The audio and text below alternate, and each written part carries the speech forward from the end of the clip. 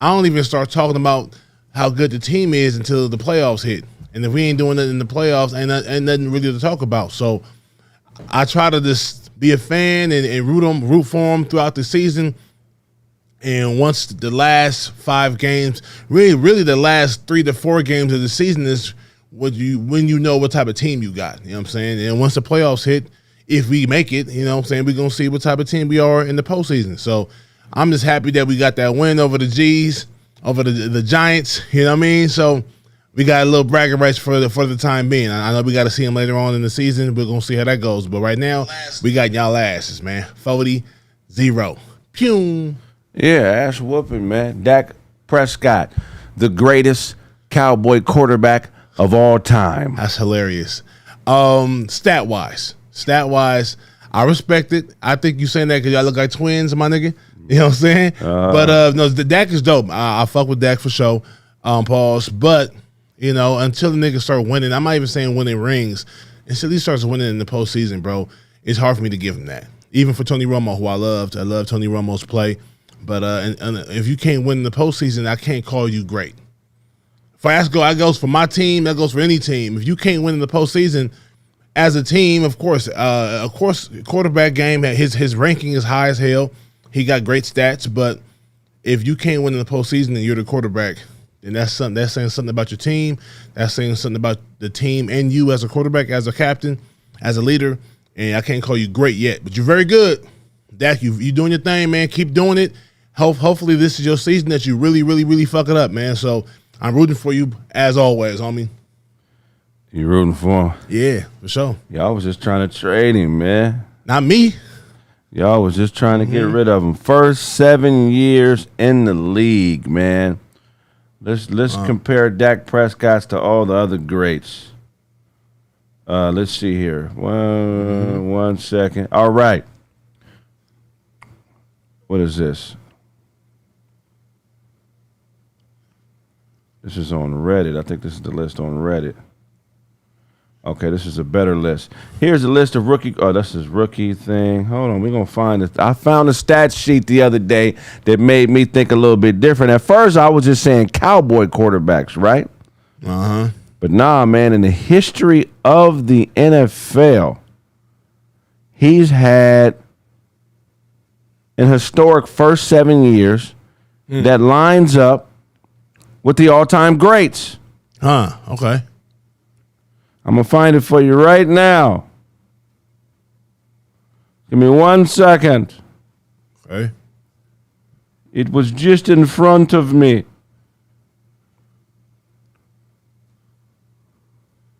Okay. Let's go first 69 starts. Prescott versus Peyton. Yeah. TDs to interception ratio. Peyton Manning, 120 to 86. 126 TDs to 86 interceptions. Dak Prescott, 106 to 40.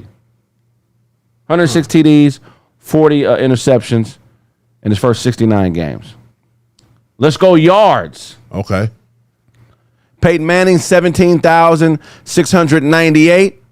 Dak Prescott, 17,634. We're talking about against Peyton Manning. Right. Let's go completion percentage. Peyton Manning, 61.3%. Dak Prescott, 66%. Let's go winning percentage. Peyton Manning, 52%. Dak Prescott, 60%. So you saying in the first 60, we say how many games? 69 games. The first 69 games, Quarterback rating. Peyton Manning, 85. Dak Prescott, 97. Damn. I don't know why this dude don't get more props, dog. Because he a Cowboy. When Peyton Manning first got in the league, they was already calling him God's gift to football. Hey, if he played for the Cowboys, you got to win. You got to literally win the Super Bowl as a Cowboy, just so niggas can't talk shit about you. If you lose in the playoffs, they're going to talk shit. You don't get to the playoffs, they're going to talk shit. You don't win 10 games that season, they're going to talk shit. Yeah. You know what I'm saying? As a Cowboy fan, I'm used to niggas dissing the Cowboys. We ain't been successful in decades. honestly. So these niggas look for any opportunity to shit on any quarterback, player, team, fan, anytime, any chance they get, every chance they get. So that's what it is, man. Dak is doing. If that's true, bro, Dak is doing this shit. And don't trade it. If you're not going to trade Peyton Manning from the Colts after 69 games, don't trade Dak. I agree 100%, man. Dak Prescott, one of the most disrespected Hall of Fame caliber players to ever play the game. You keep playing. You keep playing like that and keep the numbers going. Israel Adesanya. Damn. Loses a decision. I watched the fight. Something was wrong with him. Was it? Yeah, something was wrong. He wasn't. I heard he was. I heard people say he was looking sluggish. He didn't look like himself. Yeah, he wasn't. He never really pressed a fight. His counter punching was a little bit slow. I think maybe something. He may have been injured and just didn't say nothing about it and just kept fighting. But he didn't look like the same guy. Damn. Yeah, it was actually. It sucked to see because the guy watching, respect to the guy that beat him. Yeah, but he definitely wasn't on his level if Adesanya was at 100%. He was tough and aggressive. Yeah, just that cauliflower ear. Sometimes we see them white boys with them cauliflower. They willed themselves to victory, my nigga. Yeah, man. He definitely. And the dude didn't do anything. He just walked forward. It's almost like he knew something was wrong with Adesanya because he just walked forward as to say, man, you're going to have to knock me out today. If not, I'm going to knock you out. Right. And he got the knockdown. It was a cool knockdown. I didn't like how he acted towards the end of the fight. He was screaming at Adesanya, come on, because he wanted to knock him out.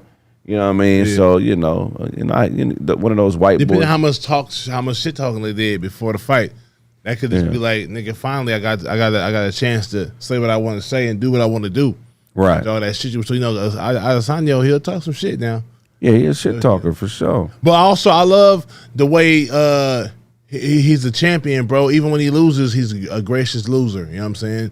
Yeah. That sounds funny when I say gracious loser, but even you got to be just as boastful and just as confident when you win, and when you lose just as you win. You know what I'm saying, if you win and you toot your own horn and you show off and shit when you win, you got to respectfully bow out when you lose, man. So when you see a fighter, Adesanya is from New Zealand. He's of Nigerian descent. When you watch a fight, you got a black fighter who's not African American, versus a white fighter who is American. Right.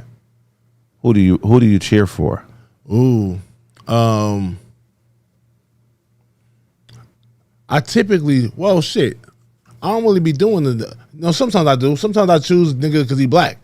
You're a brother, man, so I'm going for the brother. You got to go for the brother. You got to. Even though he's Nigerian from New Zealand and he's more than born in America, but he's a brother, man. So I was going for Israel. I always cheer for the American black fighter. If you don't like it, I don't care. And the reason that I do that, because I got some Nigerian buddies that I love. Mm-hmm. Nigerian people always cheer for the Nigerian fighter. I don't care if he was raised in England, New Zealand, China. If he's Nigerian, they cheer for him. Right. So whenever I watch a fight, now if it's a black dude versus a white boy, I always go for the black dude first. Not because I'm racist. It's just because I know that's how white people get down. Yeah, we just doing the same thing y'all do. Right. But when it's a black American fighter versus a Nigerian fighter or any African fighter, I'll automatically go for the American fighter because I know that there's an invisible line in the sand between Americans and Africans that people hate to talk about. It's true. It is what it is. I'm going to talk about it. Mm-hmm. It's no problem cheering for somebody who comes from the same type of environment that you come from. It's not a racist thing. It's because it's more like, damn, somebody else made it out. I'm happy. I'm rooting for them. I'm rooting for you because I know what it took to be you. Yep. That's what Nigerians are saying when they root for other Nigerians. They're saying, bro, nothing wrong with it. How the fuck did you buy a pair of sandals durable enough to walk your ass out of Lagos, get on a plane, and get to America, train, become a fighter, and get to a position where I'm watching you on pay-per-view? I got to cheer for you. I'm rooting for you all day. I respect that. Yeah, for sure. I was disappointed in watching Adesanya lose. Damn. I don't know what's going on with the young man, but he wasn't the fighter. He wasn't the fighter. Maybe them last 2 fights took a lot out of him. Maybe so, man. It's tough to get up for a fight every time, man. Squabble? Yeah, it's shit tough. Squadabbler. It reminded me of when watching Roy Jones fight Tarver. And what about Roy Jones fighting Kawasaki? It's like, this is somebody that's not even on his level. Come on, man. You let the dude come over there and do that. That's crazy. All right, I did though. All right, cool. Let's do this quick promo. Hey, y'all, check it out, man. This Thursday, before Ja leaves, this Thursday, we're going to be at Broadway Comedy Club in New York City. Broadway Comedy Club. Tell them all about it, Ja. Broadway Comedy Club, New York City. Be there, man. Me, Mr. Get It From God himself, Ken Edwin, Boo Capone, Uncle Ty. We in that piece, all right? New York City, Broadway Comedy Club, 8:30. Be there, September 14th. All right? Yeah, we get there, your man. tickets. Purchase those tickets right now, man. Yep. We doing a short live today, but we will be in New York City. Make sure you guys are there. Be there or be square. Who used to say be there or be square? That was be there or be square. Be there or be square. Was that Vern? Get it wrong. Yeah, probably so. Vern. Know what I mean, Vern? Know what I mean? Vern. Yeah. Bert. All right, man. Appreciate you. Yeah, Ja, got to get out of here. Yes, I got to dip, man. I love y'all, man. Get it from God. God. To the max. To the max. Hey. Yeah, man. But shout out to Israel Adesanya, man. Maybe take a break. Come back. Be the fighter you were before. Hell yeah. If not, retire, man. I don't want to see you get knocked out and losing to fighters that ain't on your level. It's like watching a father lose a fight to his youngest son. It's like watching a 9-year-old beat up his 30-year-old pop. It's not supposed to happen. This white boy was basic, straight up and down. He was a wrestler with cauliflower ear. He didn't do anything that was incredible. As a matter of fact, the last fighter you beat could beat this fighter. So when I see you losing to fighters that wouldn't be fighters you already fought, I say it's time for a break. If you listen to Mr. Adesanya, we love you. Take that break. In other news, in the NBA, I don't know if y'all know, but the NBA is going to fine teams now. The new NBA Board of Governors is reportedly voting, and I think the vote passed, to fine teams for resting their stars during nationally televised games. You heard me. The NBA board is voting to fine teams who sit their stars during nationally televised games. The competition committee said, we're tired of this. Play LeBron, play Embiid, play Kawhi Leonard, who's the most notorious wrestler in the history of the NBA. Play him during the nationally televised games. Christmas Day games, all the stars should be playing. So they came out with a fine list, and this is how they're going to fine teams. The policy reportedly says the first time that your team violates this policy, it's a $100,000 fine. The second time, it jumps to $250,000. And the third time, it jumps to $1 million.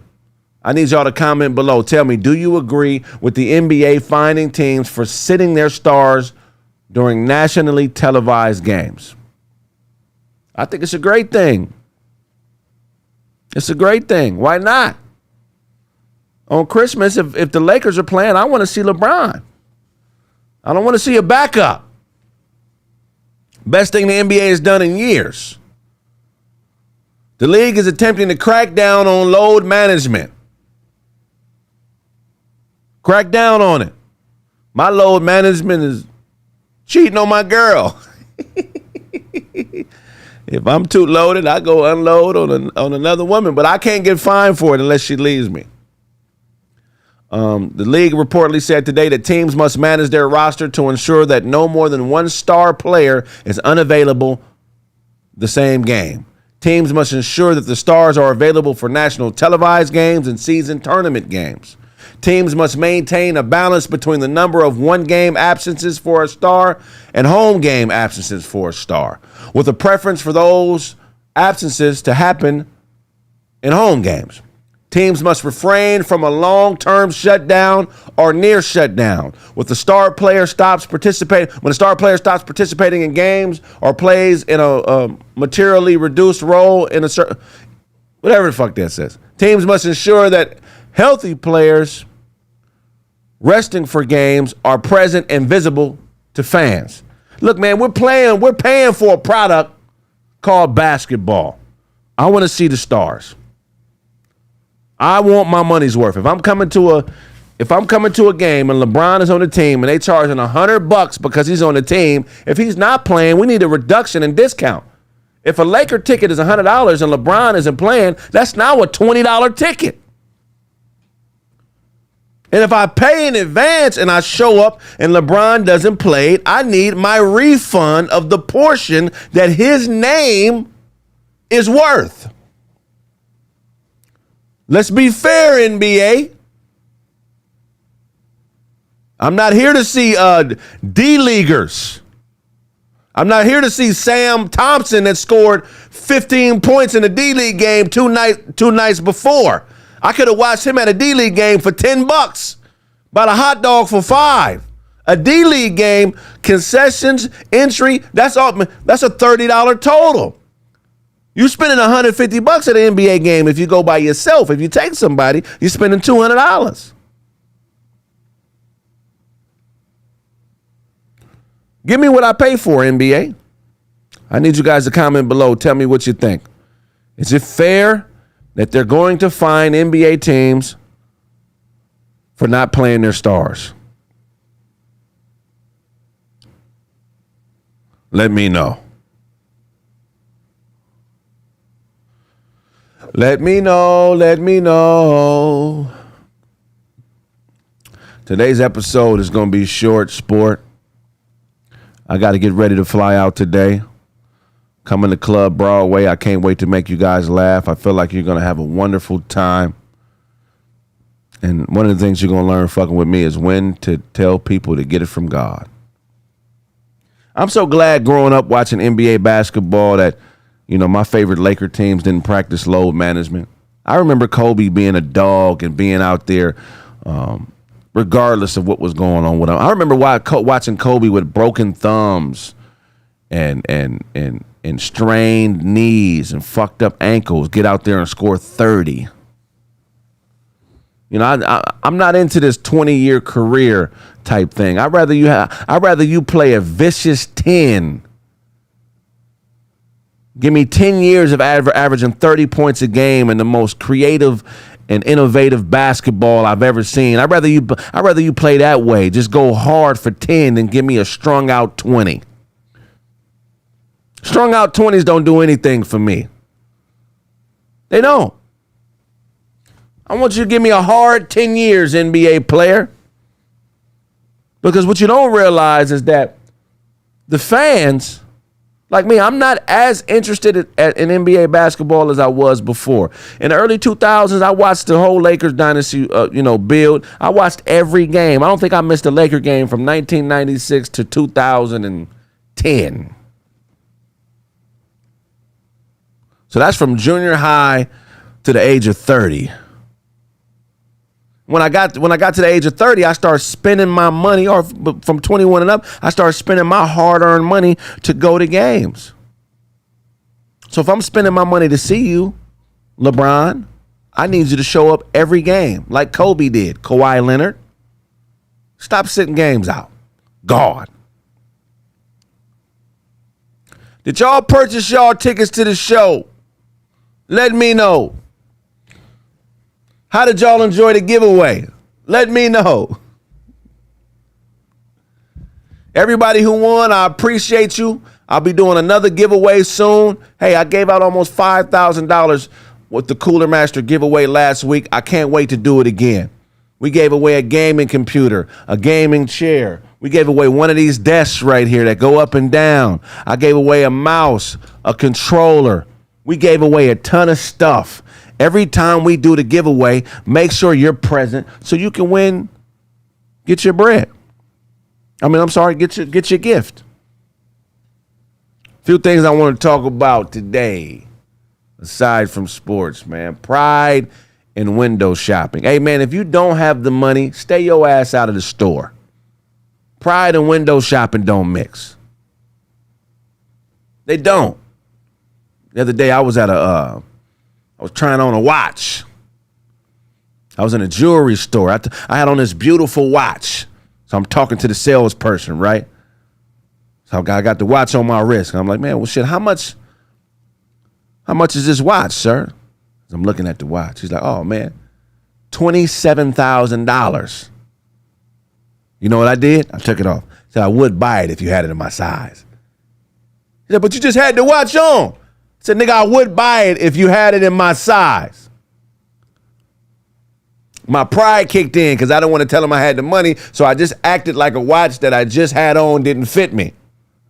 So he was still looking at me like, nah, he still thought he can get the sale, so I had to make excuses. My pride wouldn't let me tell the man I couldn't afford the watch. So I started saying other shit like, well,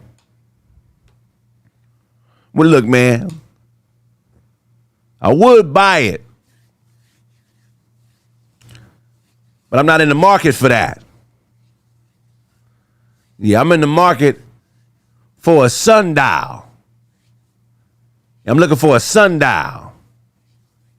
And he was like, oh, I do have a sundial. And then my response was, does it work in the dark? And he was like, it does work in the dark. And I was like, oh, shit, it works in the dark? Well, I actually wasn't in the market for a sundial. Nah, I don't want no fucking sundial. I'm actually in the market for a fuck out my face. You got a fuck out my face I can buy? Because I don't want the watch, I don't want the sundial, but I will buy a get the fuck out my face. And that nigga's response was, I do have a fuck out my face. Don't window shop with pride because you're going to end up cussing out the salesperson or you're going to end up sounding stupid, man. If you're window shopping and you ain't got no money, it's probably because you got a terrible job. I've been there too. Nigga, I had a job that gave me a 10-cent raise. 10 cents. This means if I work 40 hours, I got an extra $4 waiting for me on payday. 10 cents, man. You know it's bad when you have to downgrade your toiletries. I went from Charmin to Jubilee. Yay. Jubilee is half-ply tissue, people. Half-ply tissue is that tissue so thin, when you grab it, it leaves a fingerprint. You can't even wipe with half-ply. You can only smear. And whatever touches it dissolves it. It's like trying to clean yourself with cotton candy.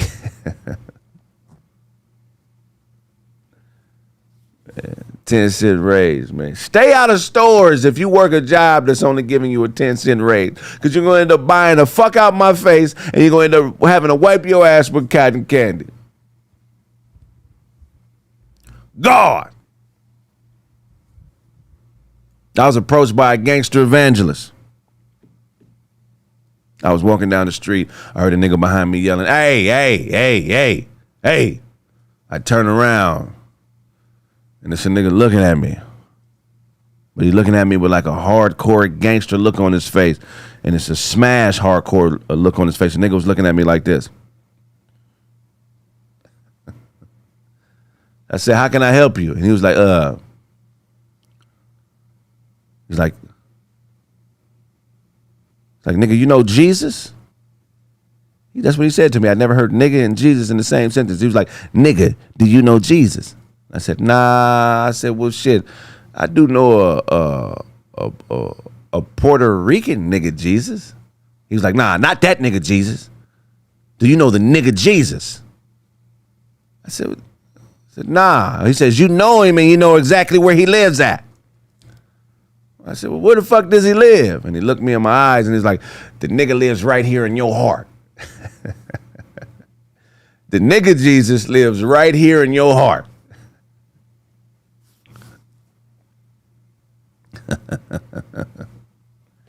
You never know what's in another man's heart, man.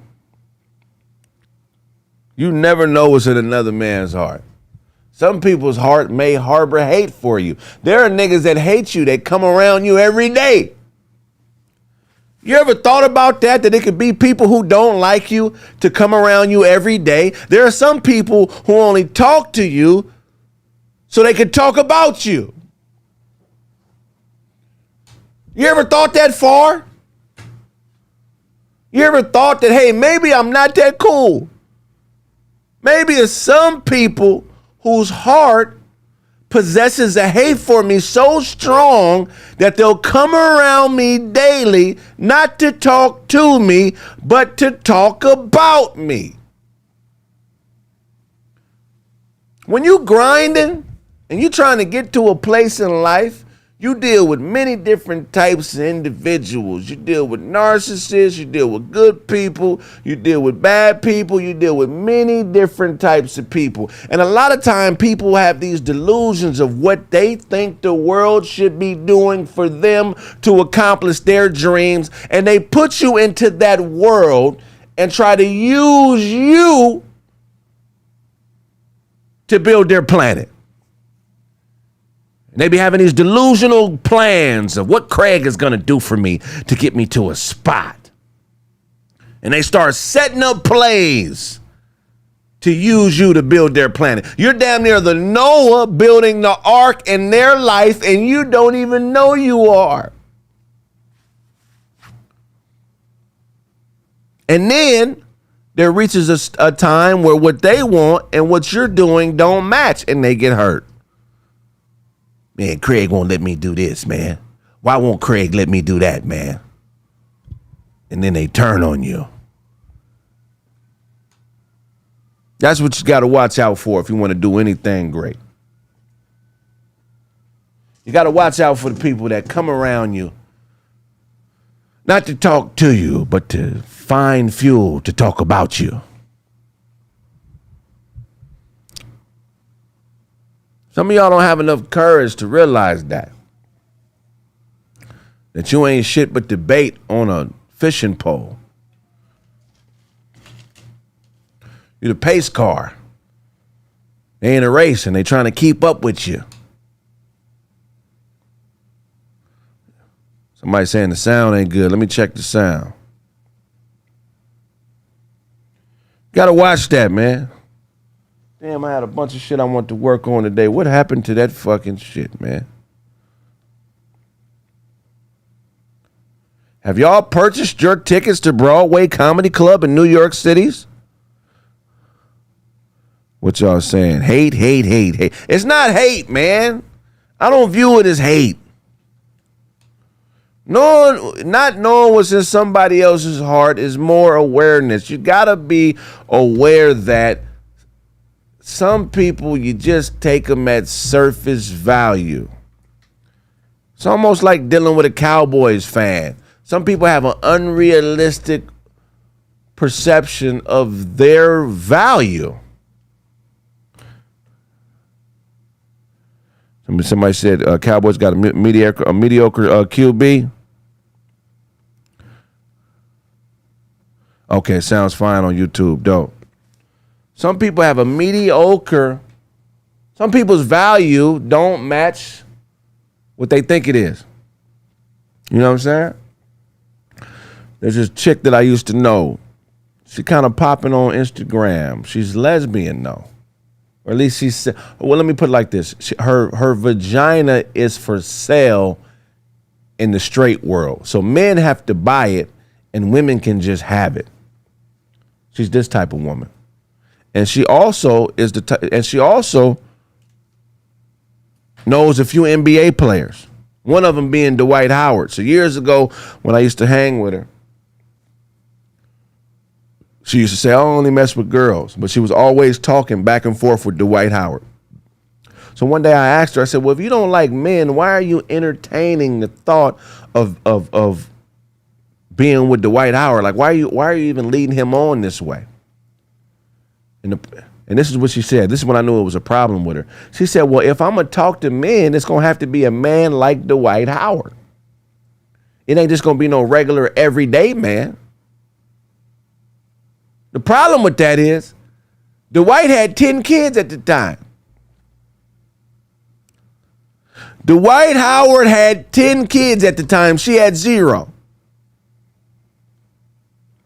Okay.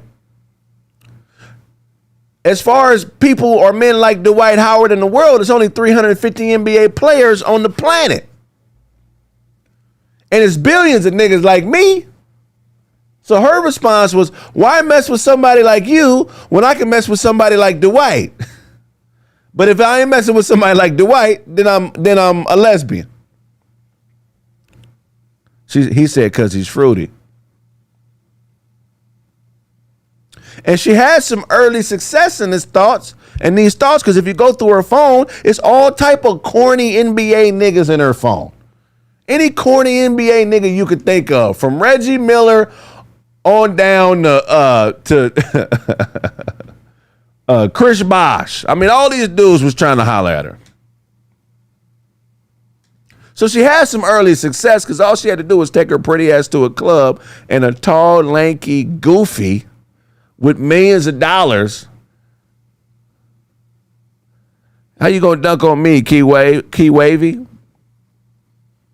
I wouldn't. You might be able to dunk on me, but you ain't gonna out free throw shoot me right now because my back is fucked up. So I ain't dunking right now, but I'll out free throw shoot you any day. We could do 100, 10 free throws, 100 a shot. I'll out free throw you. So she had early success in being a scoundrel of a bitch, because every time a bad bitch steps into a popping nightclub, a corny NBA dude is going to make them an offer that they can't refuse, and it's going to make everyday dudes like me and you seem like we ain't shit, right? So here's the setback in this. Here's a setback for a women whose lesbianism is for sale. I'm sorry. Here's a setback for women whose straightness is for sale and their lesbianism is for free. At some point, if you're a woman who will sell your vagina to men but give it to women for free, at some point, the women you deal with are going to start to deal with men. I'll give you an example with it. I got a cousin. I love her. We fell out. We ain't talked in a couple years. I love her, but fuck her at the same time. You know who you are. Every bitch she ever fuck with is back on niggas. I'm talking about bitches she was with 2, 3 years, a year, in love, living together, all that is back on niggas, and then had 1 or 2 kids. He's right. The game is the game. But the setback is this. Women who deal with women are unprotected. The only time a woman has true protection is if she's in the presence of a man. So the space between niggas is destroying our society. Let me say it again. The space that women have between niggas is destroying our society. That's why I'm starting a campaign. I want to make this a law that when you break up with your woman or a couple breaks up, it should be the man who's the woman's ex responsibility to find her a new nigga. Because that space between niggas is why a woman would have the audacity to say, I'll sell my pussy to a nigga, but give it to a broad for free.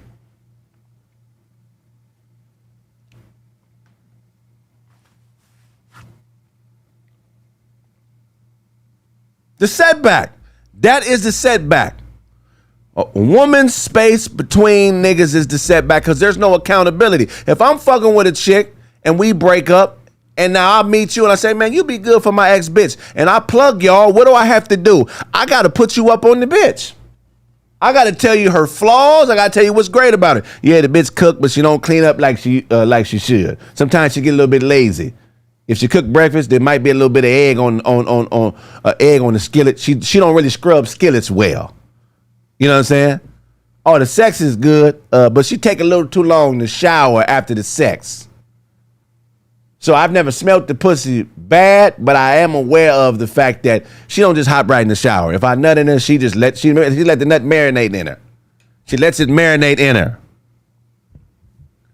We gotta put each other up on bitches instead of tiptoeing to a bitch. We gotta put each other up on bitches.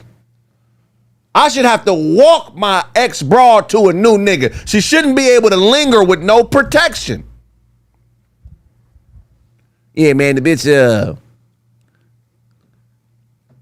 can't really spell that well. I had to put together a resume for me, and she misspelled a lot of regular shit.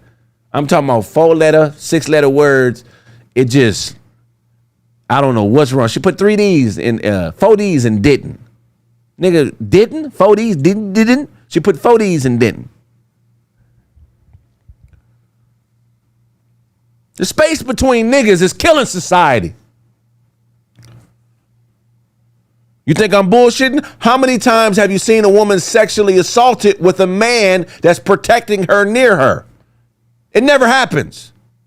Wouldn't be no rapes if I had to introduce my ex-girl to her new nigga. Because I'm present. Wouldn't be nobody beating on women because there would be a man to protect them. Wouldn't be no women talking about they lonely because just because we ain't together don't mean we can't be friends. Real men introduce their ex-girlfriends to their new niggas. And then we get rid of bitch niggas. I've had niggas around me like that like to tiptoe and fuck your old bitches. Inbox them, call them, texting them. Some niggas get off on fucking with bitches you used to fuck with because they want to be you. Me, I think that shit's weird. If you my partner, I would never have sex with a woman that you used to be with. It ain't my thing. Some niggas, that's what they get off on. Them is the type of niggas that really want to fuck you.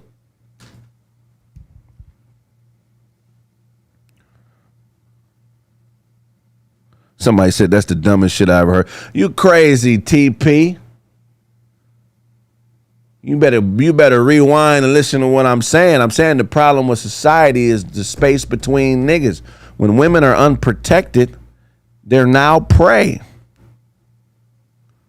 So you can fall for a lot of things, but never fall victim. And that's what happens when you're unprotected. You fall victim. But when a man is protecting you, you fall in line.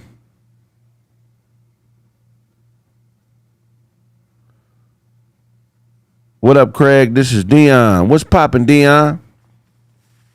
Let me say that again. You can fall for a lot of things, but never fall victim. When a man is protecting you, you fall in line.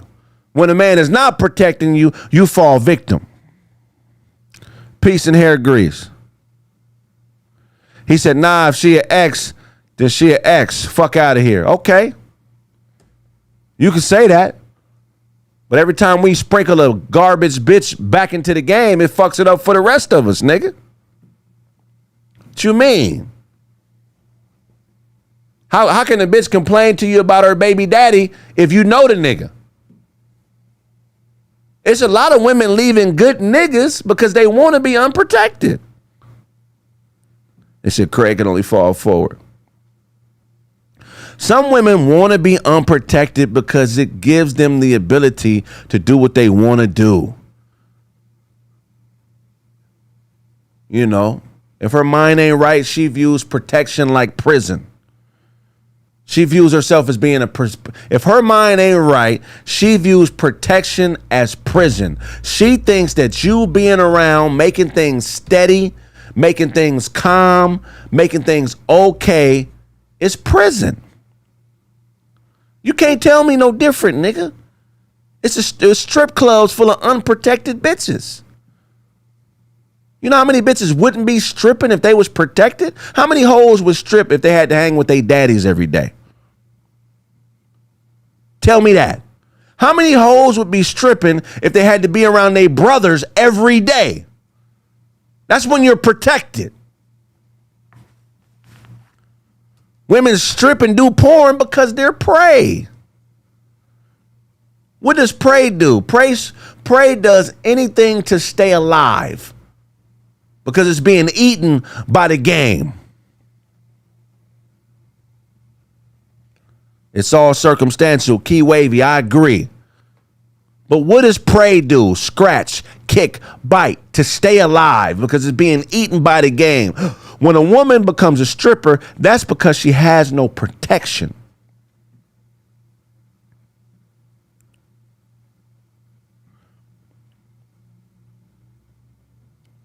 This nigga said, every broad has a father. Nigga, ain't nobody born asexually, nigga. I'm talking about protection. You talking about semantics. If you got a daughter out there, how many times have you seen a daughter disrespected in the presence of her father or her brothers? And if she was disrespected, what happened next? You talking about plenty of hoes got fathers. I'm saying the space between niggas. It ain't got to be a nigga she fucking. Society is fucked up because the space between niggas. When she leaves her father, what man is with her? When she leaves her boyfriend, what man is with her? I'm pretty sure if you go to any woman that's lost in life, there was no protection around her. Somebody said, pick up the phone. That's going to look, when a woman, the setback to no protection is you become prey. What does that mean? That means crisis in the life of an out-of-pocket chick. What is crisis? Multiple kids, multiple baby daddies, stripping, being a stud. A stud is a trauma response. What else is crisis? Society is imbalanced. Self over greater good. I agree 100%. How you find balance, though? That's a question I'd like you to answer. Because when you say society is imbalanced, what brings balance? Protection. You need something over everything to make shit go right. Goddamn, shots. You already know it's always touch, man. It's always a treat when the players meet, man. That's what we doing in here today, man. What if she's aware and understands her environment? Prey is aware. You don't think when deer walk into the forest, they're not aware of the environment and what's going on? That don't make you not prey because you're aware. Because you're agreeing to the terms of something. Sometimes you can agree to something because you don't have the power not to agree. Protection is about empowerment. It ain't about one thing dominating another. It's about empowerment and optimizing the rewards of a situation.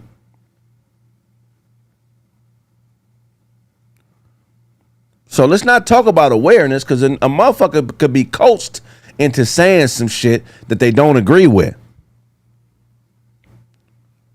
You can look at somebody's life and tell if they're unprotected.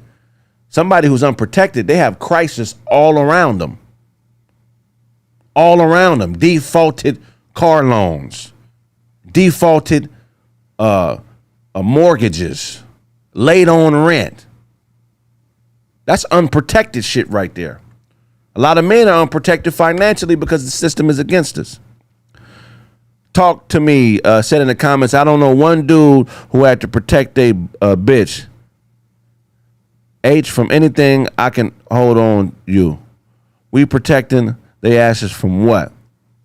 We protecting their asses from other niggas, bro. What are you talking about from what? It's predators that walk amongst us.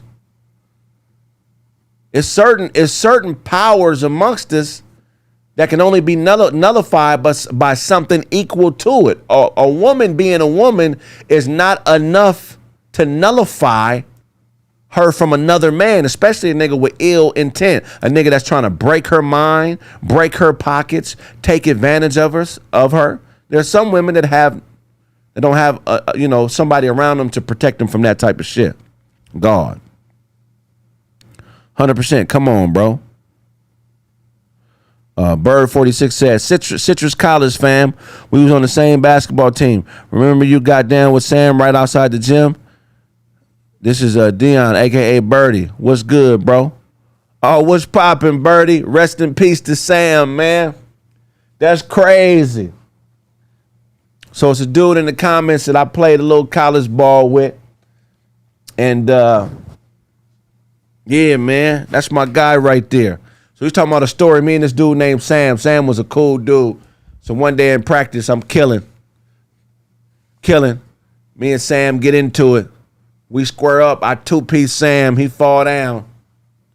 But Sam was my guy. We was together every day before that. Then a couple weeks after that, man, he died in a motorcycle accident, man. Rest in peace to Sam. I just brought back a memory. I ain't thought about that in 15, 20 years, man. They said, Pastor Peppernose preaching today. Pastor Peppernose. See, here's the thing, though. In life, when you're unprotected and you get into a certain crisis situation, you got to be able to recover from it. Some people can't recover from crisis. Some people end up killing themselves. Some people go to prison. Recovery is big when you've been dealing with being unprotected. Ball player break. He said a ball player break. I'm a Cowboys fan, but Dak trash. How is Dak trash, though? It don't make no sense. Let me try to get to these callers, man. See what you hoe ass niggas is on, bro.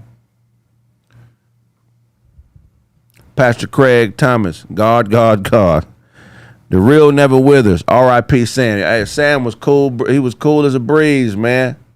I'm telling you. Oh, man, I appreciate the donation. That means a lot to me, bro. Being unprotected is not a good feeling, man. You ever been at a party and it got shot up? That's what it feels like all the time. If you're unprotected, it feels like being at a party that's getting shot up and you don't know where the bullets is coming from.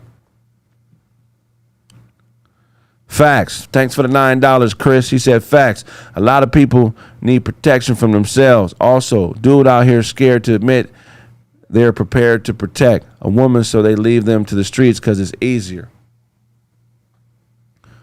Man, leaving a woman to the streets, I'm going to be honest with you, a lot of times it's the best thing to do. Because one of the worst things you could do is offer protection to somebody that don't want it. Protection don't mean ownership, but a lot of times women want to be unprotected because they don't want to feel like they don't want to have nobody over them or feel like somebody has ownership to them.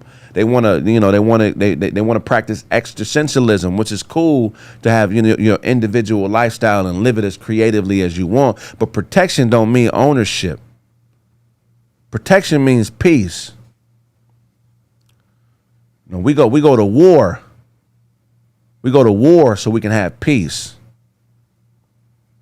There's thousands of years of biology that go into making a man. And it's not just something that's ego driven. Our skeletal systems are different. That's why I can protect a woman, because God blessed me with 30% more muscle mass. That means if a woman is bench pressing 100 pounds, I can bench press 300 pounds. That 200-pound difference is enough to save your life. That 200-pound difference is enough to back off a weirdo from trying bullshit with you, ladies. This ain't about existentialism and men being greater than women and women being lesser. This is about biology. This is about, hey, there's something outside the cave. I need you to go kill it. They said the password for Craig's desk is gay flash. Shut your goof ass up, man. Quarterbacks need protection. They get a line around them. 10 times out of 10, an offensive lineman is stronger than their quarterback. But the quarterback is still the most important piece, but it can't be the most important piece without protection. Come on, man. Usually, if a woman says someone is controlling them, my guy Soul Rich says usually if a woman says somebody is controlling them, they don't want to be protected. Yep. Not wanting protection is a form of suicide. You're just trying to kill yourself slowly. It's like smoking a cigarette. You know, every time you hit that cigarette, you fucking your lungs off, but you still smoke it because it gives you that high. Women who don't want to be protected are chasing dopamine. Because what does the brain do? When you're in a situation that's risky, being unprotected, and you survive it, the brain rewards you with serotonin. It rewards you with dopamine, and I forget the other two hormones that make you feel elated. These hormones are your brain's reward for surviving. So what happens is women that like to be unprotected are really just hope fiends. Not dope fiends, they're hope fiends. They put themselves in positions and in situations that will make their brain shoot that dopamine into their bloodstream. Fucking with a nigga she not supposed to be fucking with, dopamine. Getting her ass whooped by a nigga she not supposed to be fucking with, then they have sex to make up sex to get back cool, dopamine. Arguing with a nigga, dopamine. Arguments don't work, now you and the nigga throwing shit at each other in the living room, dopamine. They're hope fiends. Chasing that dopamine. It's like when white people go skydiving, or when they drive 200 miles an hour on the freeway, or when they go rock climbing, dopamine. It's just black people can't afford to go rock. If more black people could afford to go rock climbing and skydiving, it'd be less domestic violence and abuse, and it'd be more of that shit going on. That's just another way to get to the dope. Hopamine. You can't tell me I ain't right. Any nigga that argue with a chick every day eventually gonna start whooping her ass. Dopamine. Any woman that's been in multiple relationships that don't work and now she dating a stud. Dopamine. Any woman that got 4 kids in foster care but adopts dogs. Dopamine. Any woman that's tell her nigga he ain't shit, but go to church and listen to the preacher, dopamine.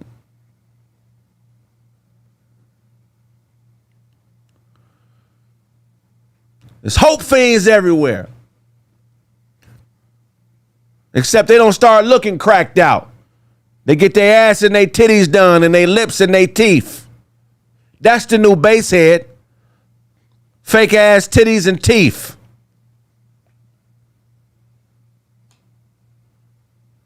If you think I'm lying, you're full of shit. Hopamine. When Todd cook stir fry, dopamine. I did a song with Noy called Dopamine. Y'all look it up. It's a dope song. Shout out to Noy, one of the illest MCs on the planet, man. I fuck with you. I love you, bro. Drama is all drama is the crack pipe for hopamine. That's all drama is. It's the crack pipe for dopamine. The goal in life when you beat shit is to get to a better place. If you make it through the danger of being unprotected and you become protected, you've made it to a better place. If you made a lot of fucked up decisions in your life, a lot of stuff went wrong, but you're still living, breathing, you made it to a better place. Embrace that. Embrace being in a better place, because a lot of people didn't make it out of this shit that we just talked about. Some people ended up dead. Some people ended up in prison. Some people lost their mind. If you've smoked a lot of hopamine and been a hope fiend, not a dope fiend, and you're still alive and you have your mental capacity to make great decisions and bond with people and keep your word, you should be ecstatic.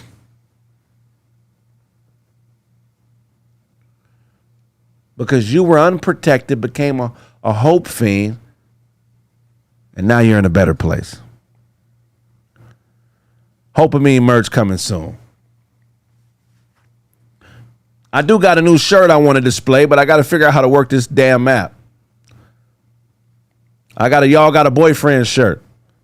It's what you say when you meet two lesbians. Y'all got a boyfriend? Do y'all got a boyfriend?